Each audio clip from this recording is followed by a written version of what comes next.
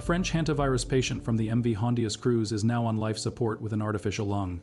Confirmed cases have spread across South Africa, Spain, France, Switzerland, and the Netherlands. The 42-day quarantine window is now critical, and the world is watching a single hospital room in Paris to understand what comes. Next.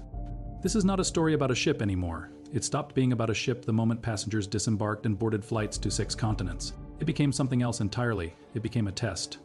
A test of surveillance systems, quarantine protocols, international coordination, and the 42-day biological window that stands between a contained cluster and something far harder to control. A French woman is alive right now only because a machine is breathing for her. Her lungs cannot do it on their own. She is connected to an extracorporeal membrane oxygenation device, a technology so advanced it pumps blood outside the body, runs it through an artificial lung, oxygenates it, and returns it to the heart. That device is the final stage of supportive care for Andy's hantavirus. There is no drug that cures it. There is no vaccine that prevents it. The machine buys time and hopes the body finds its way back. The World Health Organization confirmed this case publicly. Dr. Xavier Lescure, an infectious disease specialist at Bichat-Claude Bernard Hospital in Paris, stated that the patient is in very critical condition. He described the artificial lung as the last available tool. Those words, last available tool, should stop you for a moment. Not because they signal a pandemic. The WHO has been clear and consistent, the risk to the global public is low, but because they tell you exactly where the science currently stands.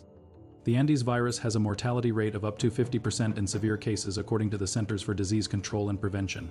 It is the only hantavirus on Earth known to transmit from human to human. Every other strain stays locked in a rodent-to-human wall. The Andes strain broke that wall decades ago in South American studies. What the MV Hondius outbreak is now showing the world is what that means in a connected, mobile, international population. Before we go further, have you ever been on a cruise ship, or has someone close to you been on one recently? Drop your answer in the comments. I genuinely want to know what you think. The central question this video will answer is not simply what hantavirus is. You can find that in a textbook. The question is this: what happens when a rare, high-mortality, human-transmissible virus boards a ship, sails across multiple oceans, and disembarks in 23 countries before anyone knows it is there? That is the situation the world is managing right now.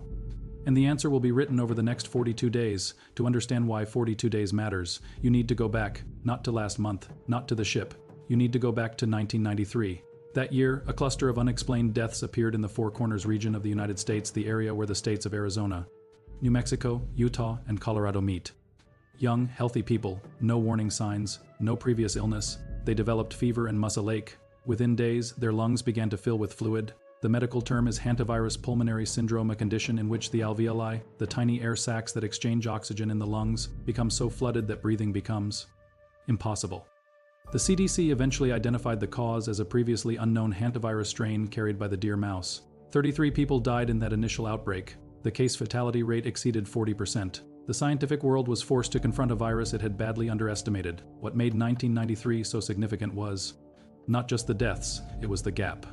People had been living alongside deer mice for generations. The virus had likely been circulating in rodent populations for centuries. But the interaction between a drought, a subsequent explosion in rodent population, and increased human outdoor activity created a lethal convergence. The CDC documented this carefully. And what they learned reshaped how hantavirus surveillance was built in the western United States. The virus was named Sin Nombre, Spanish for no name, because it arrived without announcement and left without a clear single source. Move forward to 1996. A cluster of cases appeared in southern Argentina, in the Patagonian Andes. The strain was different. Scientists named it the Andes virus after the mountain range where it emerged. It behaved differently from Sin Nombre in one critical way that changed everything. Documented cases showed transmission between people, specifically between intimate partners and household members in close, sustained contact. The Pan American Health Organization, a regional arm of the WHO, investigated and confirmed it. This was the first time a hantavirus had ever been confirmed to spread between humans. Virologists called it a departure from the fundamental rule of hantavirus behavior. The rule had been simple: rodents carry it, humans catch it, humans do not pass it on. The Andes virus rewrote that rule. What followed between 1996 and 2026 was a period of research, monitoring, and limited outbreak response confined almost entirely to Chile and Argentina. The European Center for Disease Prevention and Control tracked it. So did the WHO. But the Andes virus remained largely a regional concern, a serious one, a deadly one, but regional. The MV Hondius changed that classification in a single voyage. If you want to stay ahead of stories like this one, the kind that matter before they reach the headlines, this channel covers them the moment they develop.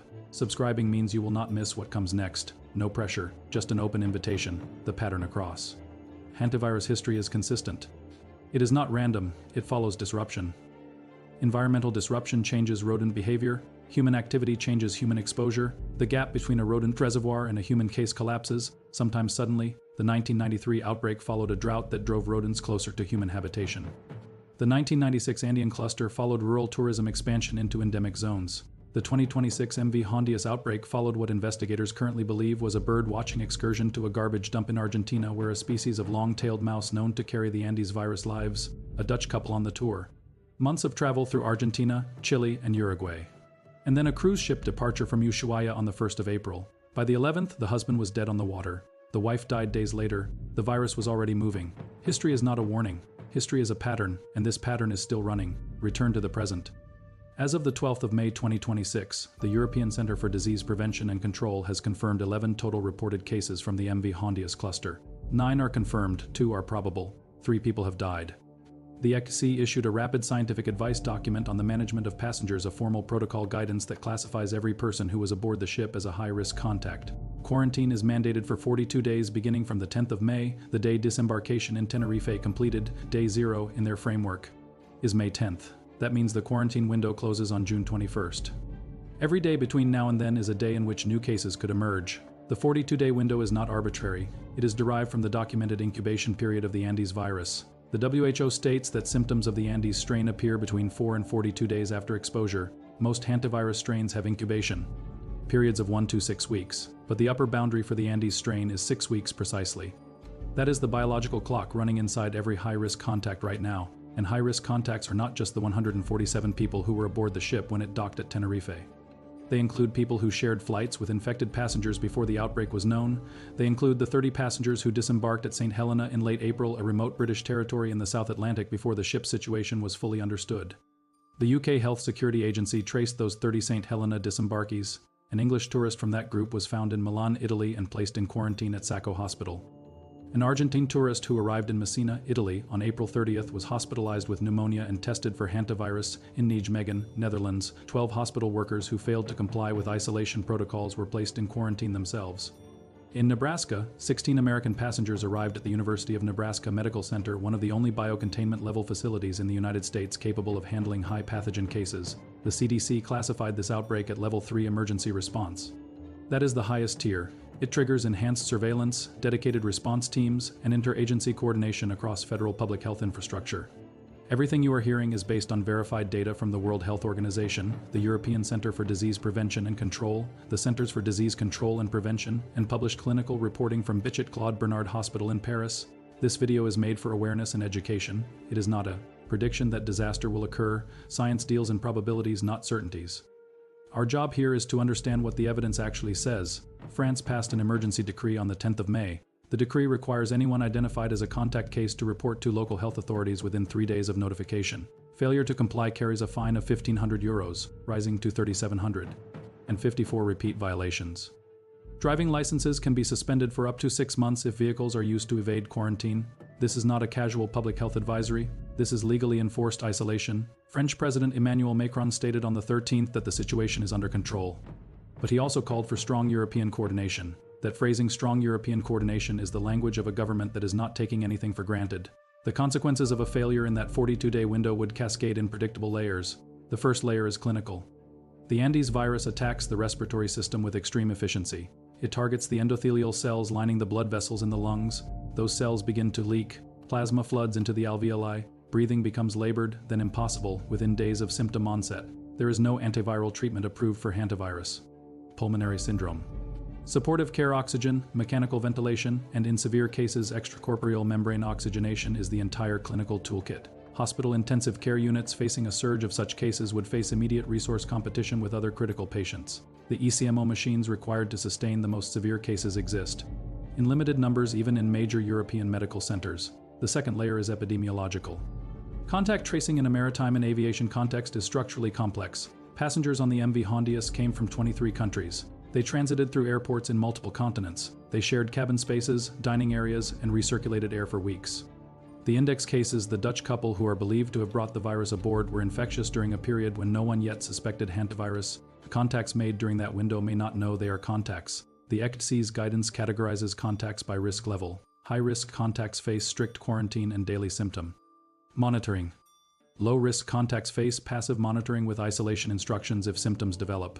But the reliability of that framework depends entirely on accurate disclosure by passengers about their interactions and movements, in a situation where many passengers had already scattered across multiple countries before the outbreak became known. That reliability is tested. The third layer is systemic.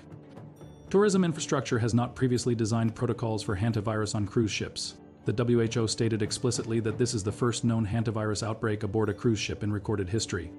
That absence of precedent means every decision being made right now by ship operators, port health authorities, airline medical teams, and national quarantine facilities is being made without a specific playbook. The ocean-wide expeditions operator of the MV Hondius confirmed the ship has since set course for Rotterdam. The question of when the vessel will resume operations remains formally unanswered. The implications for the broader expedition cruise industry, a sector that routinely carries passengers to remote, wildlife-rich environments in South America and Antarctica, will depend on what the investigation in Argentina reveals about the source of the Dutch couple's infection. The critical window is now. Every morning between today and June 21st carries the possibility of a new confirmed case emerging from the quarantine population. The question the next 42 days will answer is not whether the virus escaped the ship. It clearly did. The question is whether the surveillance and containment systems now active in 7 countries can hold the chain of transmission closed long enough for the biological clock to expire. Examine preparedness honestly. The systems activated in response to this outbreak are among the most sophisticated ever deployed for a hantavirus event. The WHO deployed an expert directly aboard the MV Hondius while it was still at sea. They arranged shipment of 2,500 diagnostic PCR kits from Argentina to laboratories in 5 countries. The ECDC issued formal rapid scientific guidance within days of the disembarkation. The CDC activated Level 3 protocols and received American patients at the Nebraska Biocontainment Unit. The UK Health Security Agency traced and accounted for all 30 St. Helena disembarkees. These are real institutional responses. They reflect decades of investment in post-pandemic preparedness frameworks built after SARS, H1N1, MERS, Ebola, and COVID-19. But the gaps are also real and documented. Hantavirus diagnostic capacity outside of South America and specialized reference laboratories is limited. The 2,500 diagnostic kits sent from Argentina represent a transfer of reagent capacity that did not previously exist in the receiving countries. Quarantine facility capacity in most European nations is designed for small numbers of cases. The moment a contact tracing network expands into dozens of individuals requiring monitored isolation, as France is now managing the infrastructure, is tested near its margins, and the MV Hondius case has already revealed specific protocol failures. 12 hospital workers in Nijmegen who were placed into quarantine after not complying with contact protocols represent a documentation and enforcement gap that no system should have in a Level 3 response. There is also an honest structural limitation in the 42-day quarantine framework itself. The WHO stated explicitly that it cannot enforce its guidance. Each country interprets and implements the recommendation differently. Some nations placed passengers in military or hospital facilities. Others directed passengers to home quarantine with daily monitoring calls. The behavioral compliance of individuals isolated in their own homes without the physical separation of a dedicated facility is an assumption, not a certainty.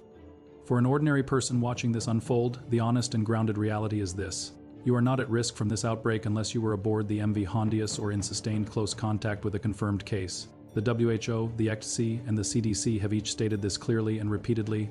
The Andes virus does not spread through casual contact. It does not spread through the air in the way influenza or COVID-19 does. It requires close, prolonged interaction. The general population is not being asked to change behavior. What you are being asked to do by every public health institution engaged with this situation is understand what is happening and why the 42-day window matters. Understanding this matters because the MV Hondius outbreak is not a freak accident. It is a logical consequence of an expanding pattern. Adventure tourism has brought more people into contact with wildlife habitats in endemic zones. Expedition cruises now routinely visit the sub-Antarctic islands and the tip of South America precisely, the range where Andes virus rodent reservoirs live. As that overlap between human activity and wildlife habitat increases, the probability of another index case emerging from a remote birdwatching tour, a wilderness camping trip, or an expedition voyage does not stay constant. It grows. The Argentine investigation into the source of the Dutch couple's infection will be the most important scientific output of this entire event. If it confirms the garbage dump bird watching site as the origin, it will define a new category of zoonotic risk for the expedition tourism industry that currently has no formal framework for managing it. Pull back to the largest frame. The Earth does not separate its biology into neat containment zones. A virus living in a long-tailed mouse in Patagonia is not a South American problem. It is a global problem the moment a single infected traveler boards an international flight. The infrastructure of the modern world, the airports, the cruise ships, the airline networks connecting 200 countries and hours was built for commerce and connection. It was not built with hantavirus in mind. The surveillance systems and quarantine protocols now running across 7 countries are doing exactly what they were designed to do. The question is whether they were designed for the speed and scale at which a connected world now moves. Here is the question I will leave you with. If you were one of the passengers on that ship now home, in quarantine, waiting 42 days, do you believe the system around you is actually equipped to catch every possible case before it becomes a chain? Not the official answer. Your real answer. Write it in the comments. I want to read every single one. This is natural disaster. We cover what the earth, the sky, and the science are telling us before the rest of the world catches up.